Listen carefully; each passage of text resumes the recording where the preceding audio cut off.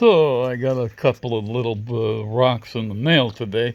These are diamonds with kind of a spray coating of titanium on the back. It's called a thin coat, and they sputter it on. It's like an electrical discharge, and the vapor of the metal is deposited on the side of the diamond, and they put it on one side, and then this side.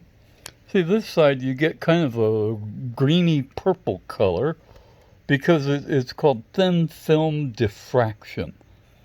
And this works really good on diamonds because they're so reflective and so clear. So when we turn it over, we get pretty much pure spectrum colors. Pretty much. Okay, so, some guys have brass balls. Not me, man. I got diamond. Anyway, see what I mean? Spectrum colors.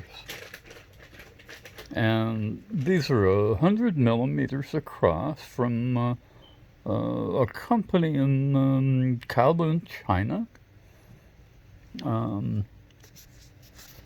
They call themselves.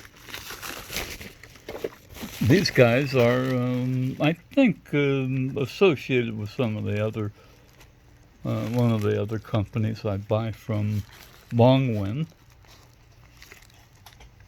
And boy, I'm not seeing their return address. Yeah, there we go. Website tripactincorporated.com. Tripact. Okay. Well, anyway, Loma Avenue, Unit B, South El Monte, California. It's from China. So they have a warehouse in L.A. And so when I bought them on eBay, they lost my little garbage bag. Okay. Anyway, so you know what big diamonds are good for? Paperweights, man. Paperweights. That's what they're sold as. Diamond crystal paperweights, it says. Sometimes it just says diamond paperweights, because that's what they are. And that's why they do this cool stuff, right? If you look up at my ceiling, you could see this stuff being reflected. So what's going to happen with these is I'm going to make a lens right here on both of them. Right here. And then I'm going to face them. Boy, I don't know if I can do it here.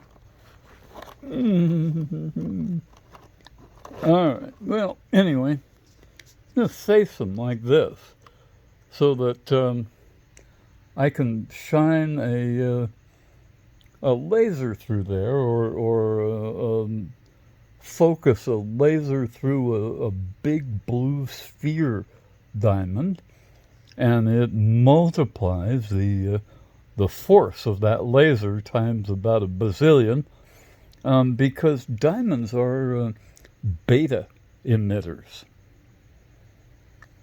The carbon-14 in them gives off electrons, especially when it's excited by laser light.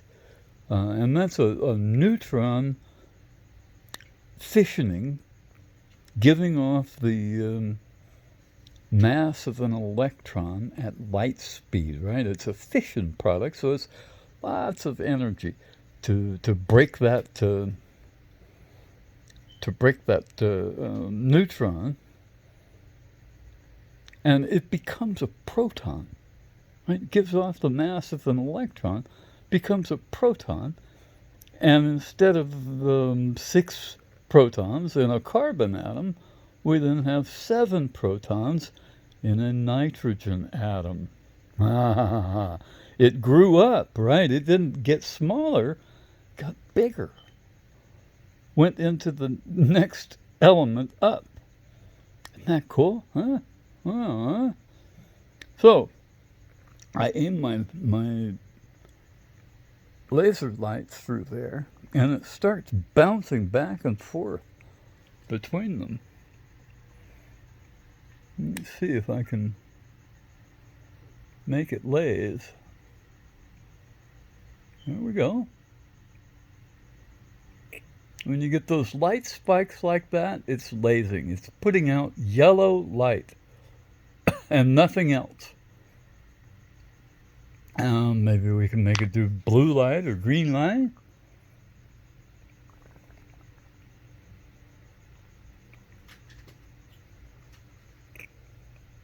All right, so when I'm doing it like this through this point in the center,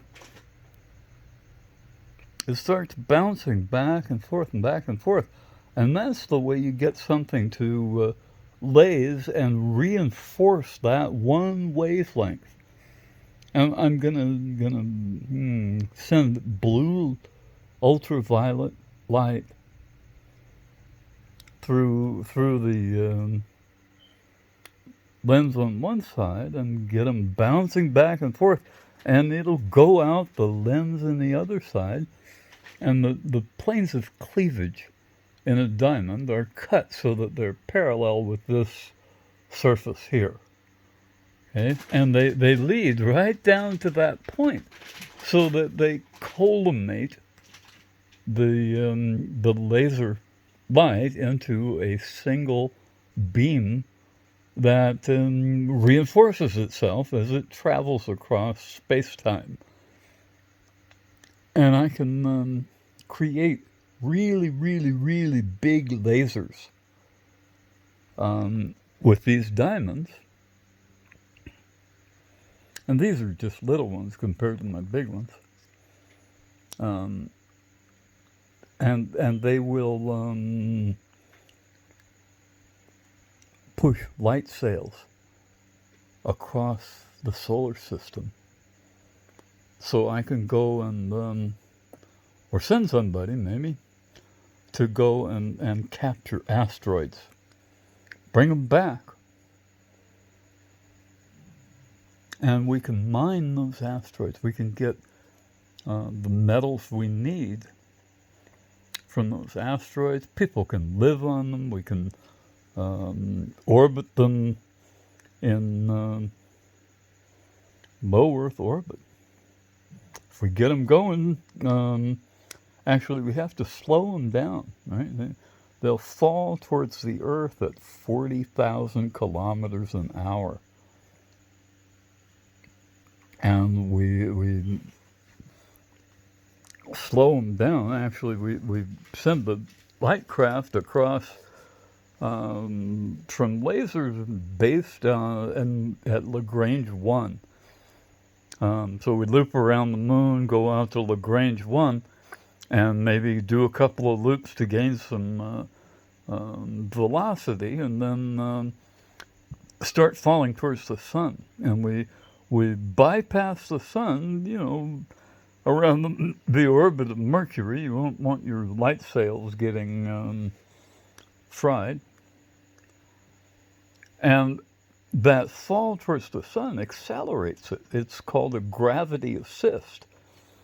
And on the far side, we start falling towards Mercury, and then we fall towards Venus, and fall back past the Earth, because their gravity is pulling us. And we can then travel past Mars to the asteroid belt, hook up some light sails so that these kind of lasers can be set up out there. And we can slow it down with light sails, and that's all you need to do.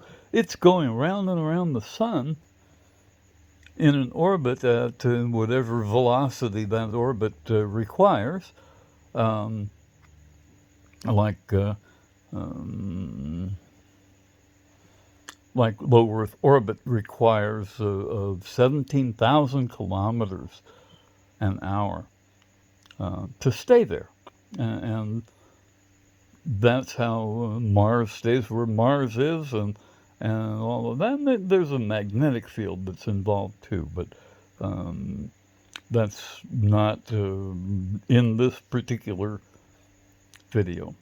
Um, anyway, when those lasers start working on the light sails hooked to an asteroid, we can slow it down and it will fall towards the sun. And we can have it fall past the sun and start slowing down, and then do loops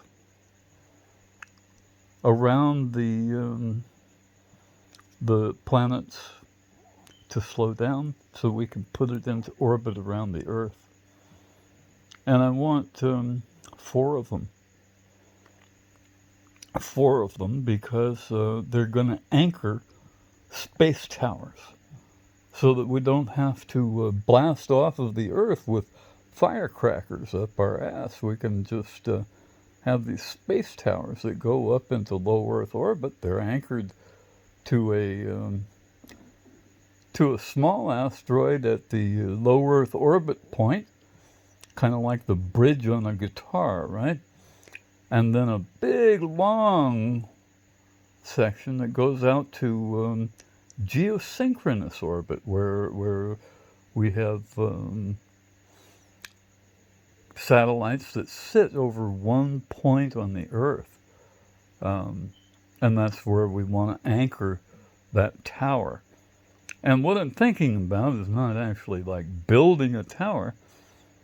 I'm thinking about growing the vines that will loop together, weave themselves together and grow and grow and grow and just keep growing, kind of like Jack and the Beanstalk, and that's what they're going to be called, beanstalks. And those beanstalks have leaves big enough to live on, build towns, farms, and two leaves together can create an environment where the leaves provide the atmosphere we need to live. And we can tap the xylem and phloem for the food and minerals we need, because they're going to be made out of stuff that we need to eat. And those parts of our needs will be met by the plants that are growing. And they can grow and grow and grow forever. They won't grow past lower or past geosync, just because it starts, it's not going fast enough, right? So there's a limit to how big they can grow, only because of the laws of motion. So we're going to the stars. StarFire is going to the stars.